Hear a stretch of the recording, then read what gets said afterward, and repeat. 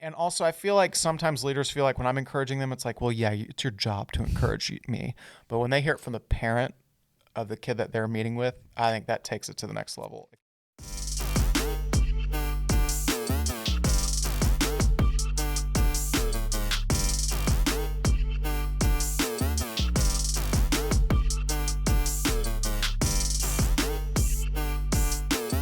Welcome to the Couch Time Podcast, where we give you tools to connect with your kids and point them to Jesus. I am Aaron.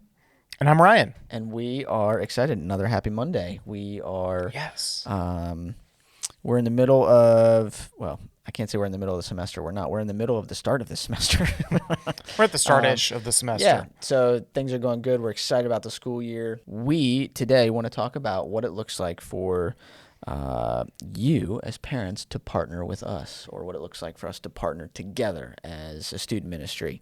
So today we're hoping to kind of talk about, partnering with parents and what that looks like for us, and how we want to assist you, but then also what it looks like for you to do that on your end.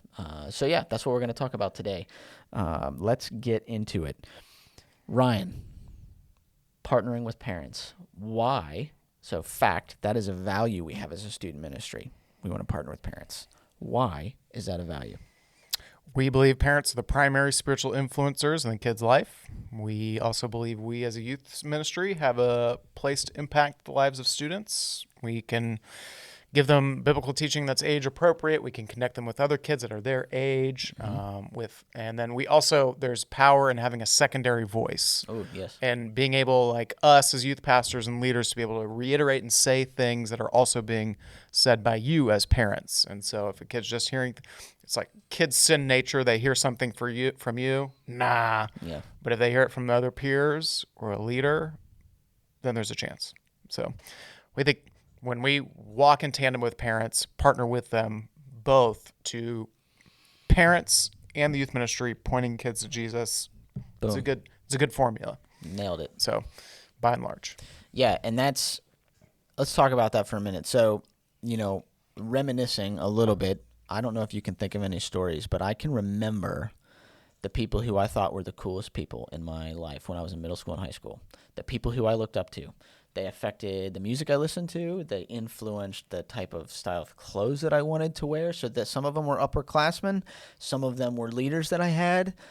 Almost all of it was in the context of the youth group, though. And I remember coming home and just being jazzed about, whether it's small group or some conversation we had, and my dad would be like, I've tried to tell you that so many times and you never listen to me, but then so-and-so says it and you listen. It's like, you never said that, Dad. Mm-hmm. And he just would get mad because it's like, but genuinely, I don't remember my dad saying it. I believe that he said it to me. For sure did. But I don't remember a word that he said. But for whatever reason, God brings other people into our lives that are influential that we do listen to, and we want to have volunteers and adults, for your kids that are only going to reinforce things that you're also trying to teach them. We don't want to just influence them, and be cool, and we want to reinforce what you are trying to teach them at home. So that's kind of our goal. Do you have anybody like that from your childhood that you remember? Gosh, I really don't know. Like, I didn't grow up in youth group, so it's just like, I think it happens, whether it's good influence or bad influence. Yeah, it's like older kids at schools or like sports things. It's like, yeah, I'm on the golf team. I'm going to wear red on Sundays when I golf because Tiger Woods does. For sure. Or like when I was in high school, the golf team, it was really cool to wear white belts. Now it's cringy. So I freshman dude, I was like, I got to get a white Nike belt. And that's because there were people that you looked up to. Yeah, the varsity team wore white belts, so your boy right here. That's right. 13-year-old Ryan getting a white belt. We want to create a safe place, and have adult leaders at youth group to influence positively. Mm-hmm. Not just so that we can be a successful youth group. A successful youth group to us is if we have people doing that who are only reiterating the same stuff that you're trying to teach at home. So that's our goal. We want to partner with you as you raise your kids. So bingo. Love it. Something else I want to talk about that you mentioned that I think is good on this same vein is we need multiple people pouring into us. Yes. We need to be hearing from the Lord in the Word.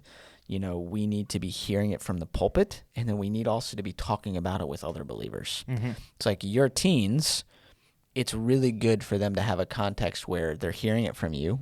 What you're teaching, what you're modeling, the discipline, the chores, the whatever it is in your house, the values and how it plays out as far as, loving God, being a family, loving each other. But it's really healthy to have a context where the teens can come and then talk about it with other peers, other people that are their age, sometimes different families, different structures. It's like that's a healthy thing. And so creating that context at youth group, we think is a really good way to help reinforce also what you're doing at home. What are ways? So we're doing a lot to try to partner with parents, to have a student ministry. First and foremost, we want to lead kids to Christ. We want people to know Jesus, and one of the best ways we know to do that is to encourage parents and partner with them because they're the primary spiritual leader in a kid's life.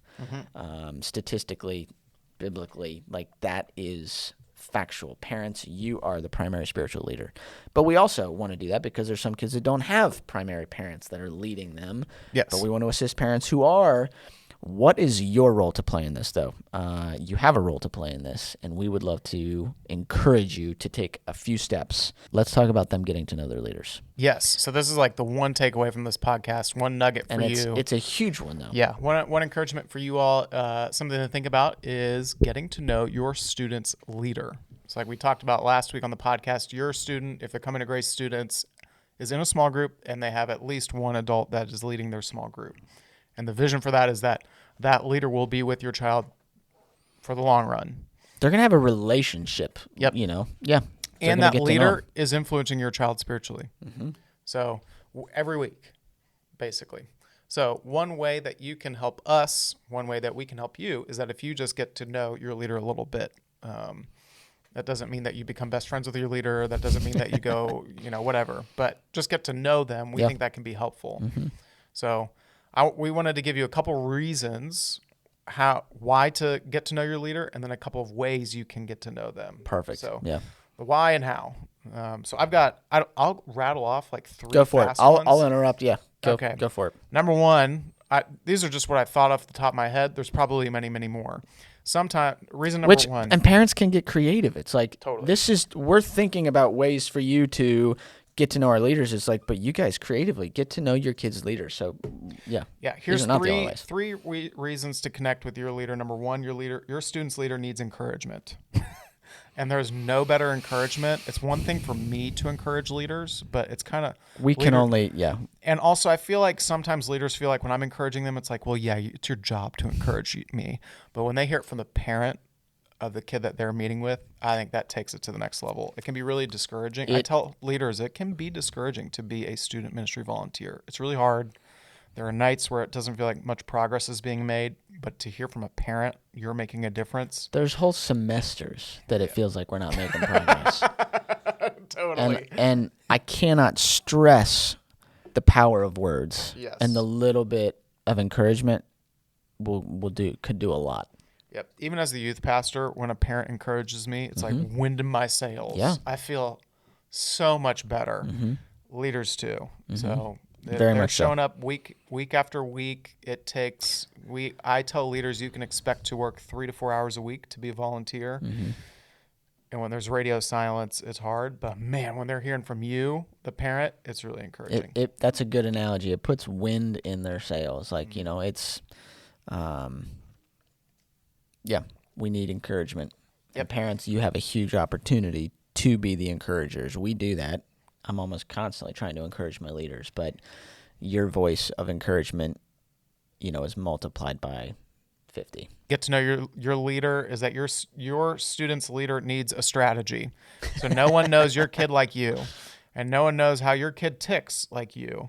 No one knows what your kid likes like you do. No one knows how the questions that your kid has like you do. And sometimes it feels like, like some small groups, it's like there's a lot of kids that have a lot of different ways that they act and behave and tick and think. And sometimes just to be honest, your students can be a little bit of an enigma. It's like, how does this girl work? I don't know. You might have the answers that our leaders are like kind of fishing for. So, Even for myself, like, new students come to youth group, and it's like I'm trying to get to know them, and it's been a month and a half, and then I talk to the parents, and it's like, you guys give me a few insights. It's like, that is a oh, game changer as far yes, as how I can communicate, how I can listen, gives me the yes, context of where they're coming from. I mean, immensely helpful in building relationships and getting to know the students. yep. Yeah. Even if it's like, hey, give your leader a call. Hey, you should know my son loves to do this for fun. Oh, that's a nugget of Yeah. like, Yeah. hey, my son loves to bowl. It's like, great. Now I can. I always tell my leaders, I will pay for you to go bowling with a kid. Now they know to do that. Boom, we're So off. here's a for instance.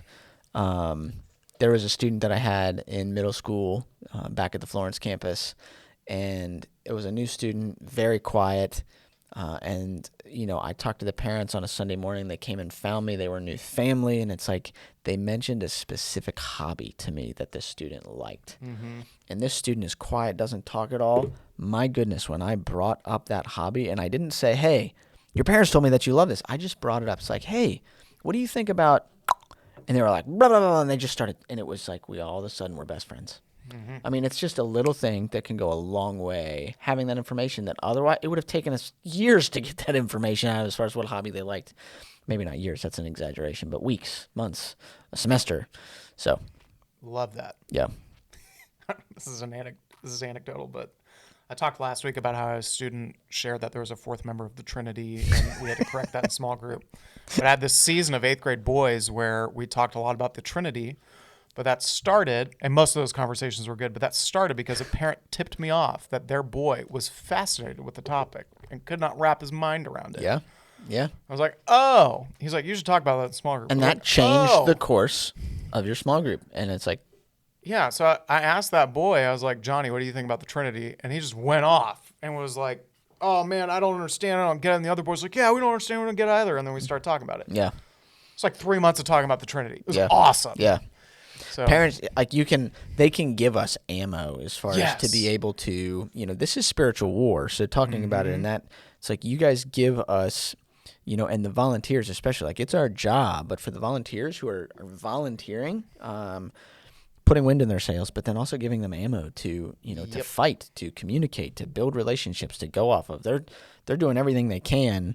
You have some good resources for them to help them. Yep.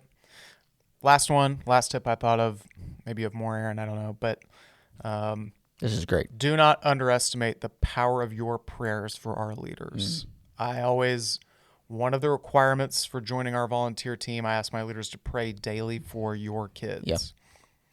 And so we would love your prayers for our leaders, and just if you drop off your kid to youth group and want to pray for the leaders as you drive home, we would love that. Please pray for the student ministry, but specifically for your kids' small group leaders. Yep. And again, like to round back off on the tip number 1, your prayers are an encouragement to our leaders. So tell them that you're praying. Like, hey, I'm praying. And if you want, like, how do you pray? It's like if you get to know the leaders, you'll know how more specifically to pray. Mm-hmm. I'll be honest. I think Steven, Josh, you, Ryan, we've all got volunteers, and some of them have some crazy situations in life personally that they're serving in the midst of. Yep. And it's like, you don't need, as you said, you don't need to be best friends, but it's like knowing what they're struggling with, but also setting that aside to come and serve. Like, you can pray specifically. The spiritual warfare is real. The devil does not want us to do what we're doing. He does not want the church to succeed. He does not want small groups to succeed. And that plays out in people, burdens that they're carrying. And your leaders, they need prayer. They need help. And God is the one who can do that. So get to know them so that you can pray for them. And a bonus one fourth, we see this often, but like when crisis happens in a student's life, again, when parents are partnering with us and with their leader to, in tandem, point students to Jesus, Yeah. when life hits the fan, really powerful. Yeah, and the book that we did this past summer, Engaging Your Teen's World, it says it really well. I'm going to botch up the quote, but something to the extent of when things go bad, people turn to who they know they can trust. And who they know they can trust are the people who they know care about them. Yep. And so we want to be leaders who care genuinely for kids. And our leaders, we provide context and tools to try to help them care for the students. And, whether it's in high school, or I'll go off a little bit here and just say, I know I've been on staff at Grace now, and you've been on staff, Ryan, at other churches. It's like, I know a number, I could probably just rattle off here, probably 2 hands worth of students who still are in contact with their leaders that they had while they were in student ministry. And that's because they know they care. Neither of them are a part of the student ministry anymore. The leaders, some of them are, but the leaders or the students. But, in college, when things get hard, it's like, who do they reach out to? They reach out to their old leader. Yep. Because they know they care about them. And that's a really big deal as far as getting to know and pray for and encourage. So we care. And the more that the student leaders know the parents, the more we can partner with you to help, encourage the kids in what you're trying to, where they're struggling. Yep. So that's a little bit of the why. How can parents connect with the leaders? How can they go about doing that? Any ideas? Couple easy wins. Come meet your leaders, your kids' leaders. They could meet them. You could come to, first of all, parent meetings when those happen. You had a parent night a week ago. And when we have parent nights, those aren't just informational meetings. It's like when we have parent nights or at any campus or we have equip nights, it's like come to those. We often create those as opportunities to meet your kids. Another one, you can come inside a youth group. Yes. When you drop your kid off or when you pick them up. It's like come inside, make your kid feel super awkward around his friends because mom or dad is there. It's okay, but come to meet your kid's leader.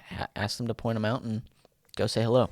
Yeah, if a parent comes to youth group and they come find me and say, I want to meet their leader, I'll stop everything. And I will happen. shut it down and Or say, if you want to be strategic and be like, I don't want to embarrass my kid, can you send the leader out to That's car? okay, too. Great, we'll make that happen. That we will.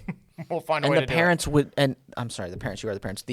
Our adult volunteers would love to meet you. So if I go to any of them, it's like, hey, so-and-so's parents outside, they really want to meet you. It's like, that's amazing. Yep. That's encouraging just in and of itself. They care about who is influencing their kid. That's a good thing. Next thing that you can do is, to your point about encouraging them, it's like thank them. Thank them for volunteering. It's like they're given minimum 3 to 4 hours a week, if sometimes more. Thank them. So you could also buy them coffee. Yes. Yep. And you threw out the idea, I think you've had parents invite leaders to dinner at their house. It's rare. A lot of some of my leaders who are in seasons of life where they've got more time. Either they're a college student or something like that. Nights of the week, they've got free. But even if it's a married person or people that are busier, it's like even if you just invited them over to dinner, just that alone is encouraging. But then if they were able to do it, like that's great. Yeah. I've had a few parents that do that regularly with their kids' leaders. They became friends. They became, they saw such context as far as the family and dynamics, and it was just helpful. But again, you don't need to be best friends, but if you creatively think through ideas about how you can encourage and thank your kids' small group leaders, we want to assist you in doing that. If you want to take them out to coffee, I will give you a gift card so that you can take my volunteer out to coffee. Yep, totally. Yeah. Agreed. Love it. We have a value. We want to partner with parents. Remember that, know that. We care about you. We want to assist you, and we pray for you guys. We pray for your kids. Secondly, it's like, help us help you. You can do that by getting to know your leaders. You can encourage them. You can thank them. Yeah, we love you guys. That's really it. We would love your feedback. If there's any other ideas that you creatively come up with as far as connecting with, us or with your kids' leaders, we would love to hear it. If there's ways that we can, talk about other things in more depth on the podcast, let us know. Hope you guys have an awesome week. Peace. Hey, thanks for watching. You can follow us on Instagram at The Couch Time Podcast. Let us know what you thought about the podcast. Also, let us know if there's any topics or things you'd like us to cover. You can comment and email us at podcast@graceky.org. Please like, subscribe, and share the video with other parents.